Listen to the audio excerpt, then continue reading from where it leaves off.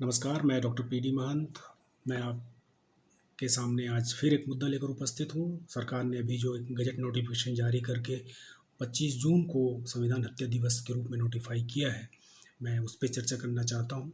25 जून 1975 को इस देश में आपातकाल यानी इमरजेंसी लागू की गई थी। उसमें सैकड़ों पत्रकारों को, विरोधियों को, समाजवादियों को, कम्युनिस्टों को ज़बरदस्ती जेलों में ठूँस दिया गया था, बिना किसी कारण के उठा लिया गया था। और ये अध्याय जो है, इसे भारत के इतिहास में एक काले अध्याय के तौर पर हमेशा याद किया जाएगा, क्योंकि उस समय संविधान के ही अनुच्छेद 19 में, जिसमें आम जन को जो मौलिक अधिकार मिले हैं, वो सारे अधिकार शिथिल हो गए थे और सरकार के हाथ में ज़्यादा पावर आ गया था और उन्होंने बहुत मनमानी की। तो इस कालखंड की जितनी भर्त्सना की जाए वो कम है, लेकिन इस आपातकाल के बारे में जानना इसलिए भी ज़रूरी है कि आपातकाल क्यों लगता है, कैसे लगता है, भारत में कितनी बार लगा, ये मैं आपको बताना चाहता हूँ।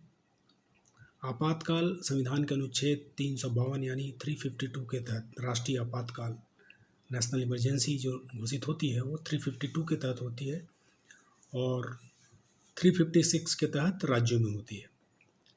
ये तब होती है जब देश में किसी युद्ध जैसा माहौल हो, कोई बाहरी आक्रमण का डर हो, आंतरिक सुरक्षा में कोई गड़बड़ी लग रही हो, आंतरिक अशांति हो, राष्ट्रीय सुरक्षा पर कोई आँच आने वाली हो, या सार्वजनिक जो व्यवस्थाएं हैं वो गड़बड़ हो रही हो। इन स्थितियों में सरकार जो है संसद के दोनों सदनों में इसे लाकर पारित करके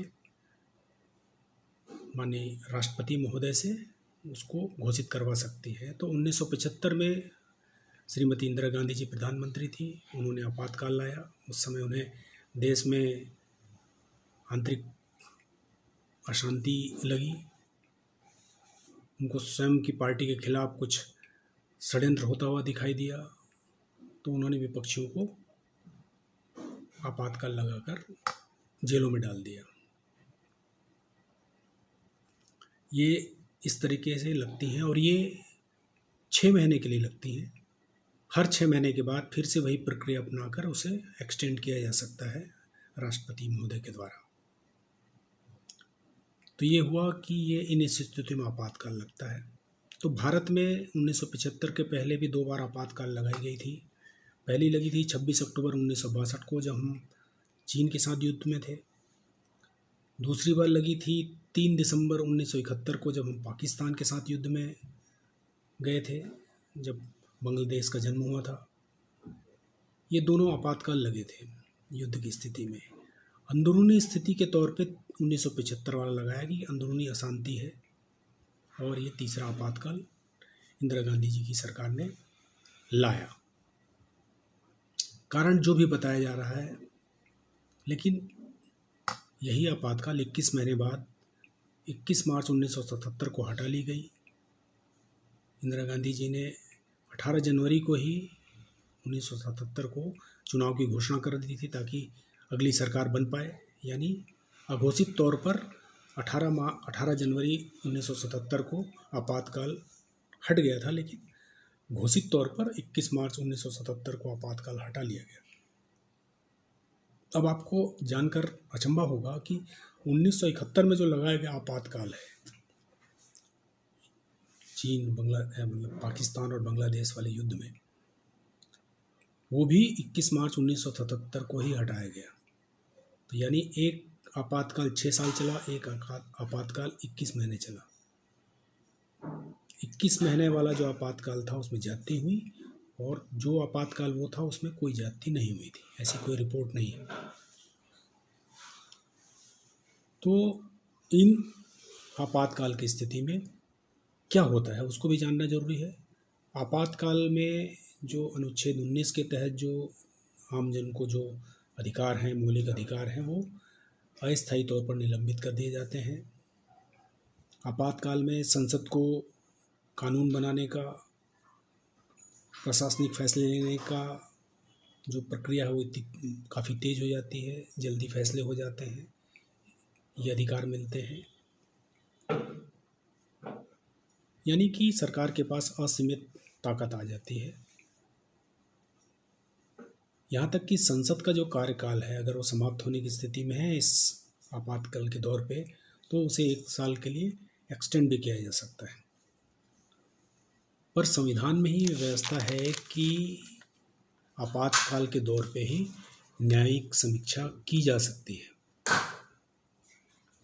1975 के आपातकाल में एक अच्छी चीज़ बोले कि जो आम नागरिक हैं उनको संविधान के बारे में, लोकतंत्र के बारे में जानने का, उसकी ताकत के बारे में, उसकी ज़रूरत के बारे में जानने का मौका मिला। नहीं तो वो उसे एक आज़ादी, मुफ्त की आज़ादी, मुफ्त का लोकतंत्र, मुफ्त का संविधान समझ रही थी। इस आपातकाल ने, 21 महीने के आपातकाल ने आम जन को, नेताओं को, सबको समझा दिया कि संविधान और संविधान की ताकत क्या होती है। अब हम आते हैं 1975 से सीधे आज के दौर पे, यानी करीब 50 साल, 25 जून के बाद 50वां साल लागू हो गया आपातकाल का। तो ये जो नामकरण किया गया है 50वें साल में संविधान हत्या दिवस, तो इसके नॉमनक्लेचर में जो नामकरण किया गया है, इस पे मैं कुछ प्रश्न रखना चाहता हूँ कि क्या 25 जून 1975 को संविधान की हत्या हो गई थी? अगर हत्या और मर्डर को अगर आप समझते हैं तो क्या आप बताएंगे कि 25 जून 1975 को संविधान की हत्या हो गई थी? अगर हत्या हो गई थी तो 25 जून 1975 से अगर आज तक क्या हम संविधान के शव को ढो रहे हैं? और आज नामकरण करके क्या हम उस शव यात्रा का तमाशा खड़ा करना चाहते हैं? ऐसा नहीं है। 25 जून के बाद भी संविधान लागू था। 352 के तहत जो प्रावधान किए गए थे उसके तहत आपातकाल लगी थी, जिस पे जातियाँ हुई, लेकिन अब संविधान की हत्या नहीं हुई थी। आप कह सकते हैं कि संविधान की हत्या करने की कोशिश की गई थी, संविधान को कमज़ोर करने की कोशिश की गई थी, लेकिन हत्या शब्द को डालने से उसको चरितार्थ करना भी तो ज़रूरी है कि आपने संविधान हत्या दिवस कैसे कह दिया, ये तो बताना पड़ेगा। अभी कैसे कह दिया, क्यों कह दिया, इसको भी समझना ज़रूरी है कि 2024 के लोकसभा चुनाव में करीब दर्जनों सांसदों ने सार्वजनिक तौर पे वक्तव्य दिए थे, खास करके सत्तारूढ़ पार्टी के, कि हमें 400 सीटें दीजिए, हम संविधान बदल देंगे। तब सत्तारूढ़ सरकार ने संविधान के प्रति अपनी निष्ठा, संविधान के प्रति अपना प्रेम या समर्पण क्यों नहीं दिखाया? तब संविधान बदलने की बात हो रही थी।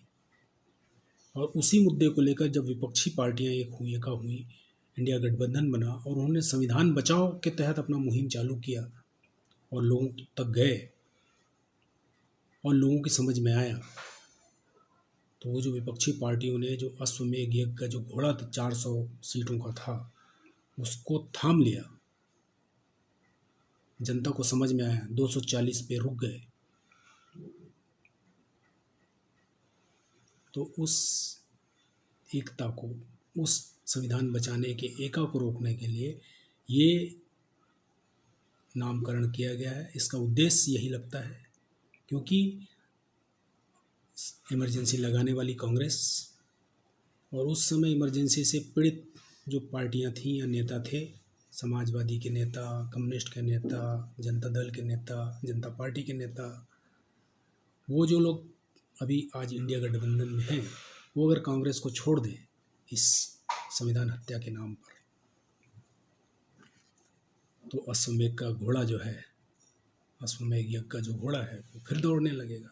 तो इसका मोटिव, इसका उद्देश्य यही लगता है कि इंडिया गठबंधन को कांग्रेस से अलग किया जाए, कांग्रेस अकेली रहे। और 1975 में जो संविधान की हत्या की बात की जा रही है, संविधान तो तब भी लागू था। 352 के तहत जो प्रावधान, विशेषाधिकार सरकार को दिए गए थे, उसी के तहत काम हो रहा था। अब वो सही थे गलत थे वो एक अलग चर्चा का विषय है, लेकिन देश तब भी संविधान उन 21 महीनों में भी संविधान के तहत ही चल रहा था। तो ये फिर हत्या कैसे मानी जाएगी, हत्या कैसे कहा जाएगा? मैं या मेरे जैसे लोग जो कह रहे हैं उसे आप कुतर्क भी कह सकते हैं, कुछ लोग हमें कहें कि हम आपातकाल का समर्थन कर रहे हैं, लेकिन हर उन मुद्दों को, हर उन अध्यायों को जो भारत के इतिहास में बुरा माना गया, विभत्स माना गया, काला माना गया, उसे बार बार कुदेर कर, बार बार जनता के सामने लाकर आप क्या बताना चाहते हैं? और जनता जो है वो पता नहीं कौन सा अफीम चाट कर बैठी है कि वो आज के वर्तमान समय में सही गलत की व्याख्या करने की बजाय, वर्तमान की समीक्षा करने के बजाय 5,000 साल पुराने से लेकर 50 साल पुराने मुद्दों को उनके उखड़ने पर खुश हो रही है। तो ये अपने आप में सोचने का विषय है, लेकिन परिवर्तन जो 2024 के चुनाव में रिजल्ट में आया है उससे ऐसा प्रतीत होता है कि जनता को भी ये चीज़ें समझ में आने लगी है। और जो 1975 में आपातकाल लगा था उसके लिए कांग्रेस पार्टी, राजीव गांधी जी, मनमोहन सिंह जी, राहुल जी, इन्होंने सार्वजनिक तौर पे माफ़ी मांगी है। उन्होंने माना है कि ये एक भयानक गलती थी जो उस समय की सरकार ने किया था, और उसके बाद से इन 50 सालों में गंगा में बहुत पानी बह चुका है। जनता पार्टी की सरकार रही, गांधी परिवार के दिगर भी, नरसिम्हा राव जी ने 10 साल सरकार चलाई, 6-7 जितनी भी चलाई, वाजपेयी जी ने 6.5 साल सरकार चलाई, वर्तमान सरकार अपने तीसरे कार्यकाल में आ गई है, अपने 11वें वर्ष में प्रवेश कर चुकी है। तो इतने सारे गंगा में जो पानी बह रहे थे उस समय इस संविधान की हत्या की बात तो कभी नहीं उठी। जब लोगों ने संविधान बचाने के मुद्दे पे चुनाव में गए और आपके समय के घोड़े को रोक लिया, तब आपको संविधान की याद आई। तो आपको समझना होगा कि घोषित आपातकाल और अघोषित आपातकाल में फ़र्क। घोषित आपातकाल में हर चीज़ की जवाबदेही आप जो घोषित करता उसकी होती है, उसके आपातकाल के भी नियम निर्धारित हैं, नियत भी निर्धारित है। अघोषित में कोई नियम निर्धारित नहीं होते, सब मनमानी होती है, सब मनमर्जी होता है, जो चाहे करें, जो आप पिछले कुछ सालों से देख ही रहे हैं। अब मैं उदाहरण देता हूँ घोषित और अघोषित। आपातकाल की जगह घोषित चीज़ आपकी ताकत और अघोषित ताकत। सेना और पुलिस को असामान्य परिस्थितियों में, युद्ध की परिस्थिति में अपराधी सामने आ जाए या वो आपके ऊपर अटैक कर रहा हो, उस परिस्थिति में गोली चलाने का अधिकार होता है। उसमें कई जगह सामने वाले की जान भी चली जाती है, लेकिन घोषित तौर पर, क्योंकि वो घोषित वर्दी पहन रखी है, नियम कायदे से चलने वाली संस्थाएं हैं, तो उनको हर गोली का हिसाब देना होता है, हर अपने कृत्य का जवाब देना होता है, उसके लिए वह जवाबदेही हैं। लेकिन उसी तरफ दूसरी तरफ आप देखेंगे जो अपराधी हैं उनके पास भी वही हथियारें हैं, उनको भी गोली चलाने की छूट है, उनको भी अपना काम करने का छूट है, लेकिन वो कहीं भी किसी भी तरीके से कोई जवाबदेही नहीं होते। वो किसी के ऊपर भी गोली चला सकते हैं, किसी को भी मार सकते हैं। तो घोषित और अघोषित में ये फ़र्क को आपको समझना होगा। और पिछले 10 सालों में आप देखेंगे कि सैकड़ों, हजारों की तादाद में पत्रकार हैं, छात्र हैं, समाज सेवी हैं, महिला हैं, पहलवान हैं, युवा हैं, किसान हैं, इनको गैर कानूनी तरीके से, गैर संवैधानिक तरीके से इनको पुलिस ने उठा लिया, जेल में रख दिया। माननीय न्यायालयों की गंभीर टिप्पणियों के बावजूद भी कोई सुन नहीं रहे हैं। एक न्यायालय ने जमानत दी, दूसरा केस खोल के फिर उठा लिया। ये भी तो एक आपातकाल की स्थिति है, या उससे भी बदतर है, क्योंकि इसमें किसी की भी जवाबदेही नहीं। इसमें आप कह देते हैं कि फला संस्था अपने हिसाब से काम करेगी, कानून अपना काम करेगा, तो सरकार की कोई जवाबदेही नहीं होती। अब इसके लिए मैं उदाहरण दूं कि न्यायपालिका ने जो चंडीगढ़ के मेयर का चुनाव हुआ था, जो सभापति जिन्होंने घपला किया था कैमरे के सामने, उसमें माननीय सुप्रीम कोर्ट ने कहा था कि ये संविधान की हत्या है। तब ये संविधान की बात करने वाले, आज संविधान की जो बात करने वाले, ये चुप क्यों थे? तब एक व्यक्ति पे बात आकर अटक गई थी। उस एक व्यक्ति ने ऐसा गलत किया, संविधान की हत्या की, जिसके लिए सुप्रीम कोर्ट ने कहा। तो व्यक्ति था कौन, किस विचारधारा का था, किस पार्टी का था, उसके उस कृत्य से किसको फायदा हो रहा था? तब संविधान की बात क्यों नहीं की गई?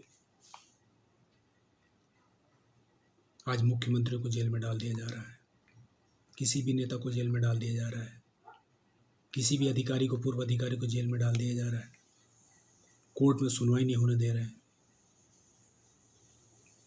इस आपातकाल के बारे में भी तो चर्चा होनी चाहिए। या आप सिर्फ एक नैरेटिव बनाकर, राजनीतिक नैरेटिव बनाकर के 1975 में संविधान की हत्या कर दी गई, क्योंकि आपको संविधान से डर लगता है, संविधान शब्द से डर लगने लगा आपको। हर जगह संविधान, जो विपक्षी हैं वो संविधान की कॉपी लेकर, उसका गुटखा लेकर हर जगह लेके जा रहे हैं, जय संविधान बोलने लगे लोग, तो आपको डर लगने लगा है। तो आपको नैरेटिव बना के और इमरजेंसी का नाम लेकर जो बड़ी पार्टियां जो जुड़ी हुई हैं, उनको आप उस विपक्षी गठबंधन से हटाना चाहते हैं। और आप देखें, आप संविधान की बात कौन कर रहा है? जो संविधान को मानता नहीं, जो संविधान की उद्देशिकाओं को नहीं मानता, जो संविधान के बनने पर प्रश्न चिन्ह उठाता है, जो संविधान की को सार्वजनिक तौर पर जिसको जला लेने वाले लोग, जो तिरंगे को नहीं मानता, जो राष्ट्रीय चिन्ह शेर को नहीं मानता,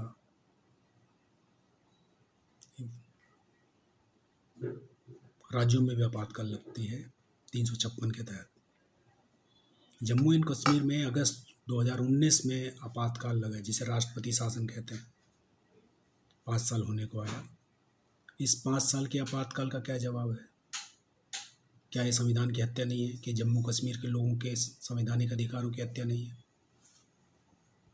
अब तर्क कुतर तो चलते रहेंगे, लेकिन मेरी अपील है आम जनता से कि वो थोड़ा मेहनत करें, थोड़ा पढ़ें, सुनी सुनाई बातों पे ना जाएं, थोड़ा पढ़ें, और इन भावनात्मक जो नैरेटिव्स बनाए जा रहे हैं, इनसे बचें। हर नेता से जवाब तलब करें, सवाल जवाब करें, उनकी जवाबदेही फिक्स करें कि वो किस लिए हैं वहाँ पर, ना कि इसलिए क्योंकि उनको चेहरा पसंद आता है, उनका भाषण पसंद आता है, वो आपकी जाति के हैं, आपके मजहब के हैं, आपके पंथ के हैं, आपकी भाषा बोलते हैं, आपके क्षेत्र के हैं। इस पे ना जाकर उसकी जवाबदेही तय करें, उससे जवाब तलब करें कि आप यहाँ पे इसलिए आए थे, आपको इस जवाब देना पड़ेगा। पिछली बातों को छोड़िए, आप अपना बताइए, क्योंकि देश जो है किसी एक व्यक्ति, एक पार्टी, एक संगठन से नहीं चलता। देश सामूहिक तौर पे चलता है, देश संविधान के तहत चलता है, देश जवाबदेहिता से चलता है। तो मैं समझता हूँ कि ये जो नैरेटिव बनाई जा रही है, इसकी मंशा मैंने आपको समझाने की कोशिश की। जो आपातकाल लगा था, उसकी परिस्थिति, क्यों लगा, कब लगा, कैसे लगा, कब हटा, उसके बारे में क्या क्या हो चुका, ये सब बताया गया। आप इस पर सोचिएगा कि हम सोच ही सकते हैं, और जब हम सोचेंगे तभी हमारे कर्मों में भी परिवर्तन आएगा। हम अच्छा सोचेंगे तभी हम अच्छा करेंगे। तो संविधान की हत्या नहीं हुई थी, संविधान आज भी जीवित है, संविधान अजर अमर है। और जो संविधान बदलने की बात कर रहे थे, जो संविधान को सच में खत्म करने या बदलने की बात कर रहे थे, वही आज संविधान को आगे रखकर एक नया नैरेटिव चला रहे हैं। तो इसे समझिएगा। अगर मेरी बात से सहमत हैं तो लाइक करिएगा, शेयर करिएगा। अगर असहमत हैं तो भी अपनी टिप्पणी ज़रूर दें कि मैं किस बात पे गलत हूँ। भक्ति पे नहीं, तर्कों पे बात करें तो बेहतर होगा। नमस्कार, जय भारत।